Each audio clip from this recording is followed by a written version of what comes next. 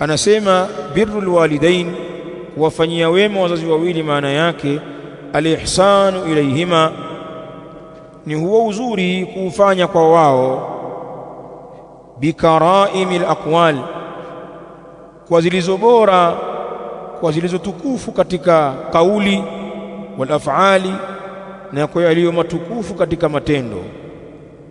Useme nao wazazi wako kwa maneno matukufu mazuri, kadhalika uwafanyie vitendo vizuri.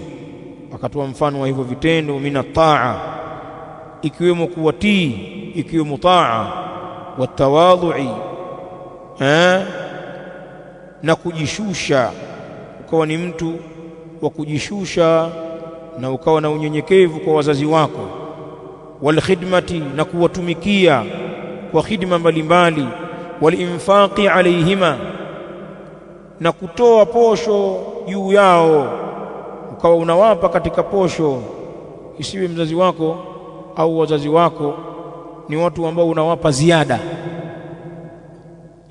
baada ya mambo yako, ile ziada ndio unawakumbuka wazee kijijini. La, wazazi hawapewi ziada, wazazi wanapewa nafaka, wanapewa posho ya wajibu, kama ile ambayo unampa mtoto wako, kama ile ambayo unampa mkeo.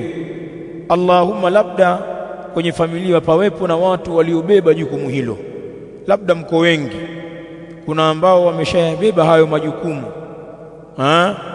basi wewe utatoa pale ambapo utapata wasaa, lakini hakuna ila wewe, alafu ukajifanya kwamba mke wako na watoto wamekula, alafu wazee wana njaa, unapata madhambi, kwa sababu wazazi wanahitajia nafaka, posho ya kudumu kabisa.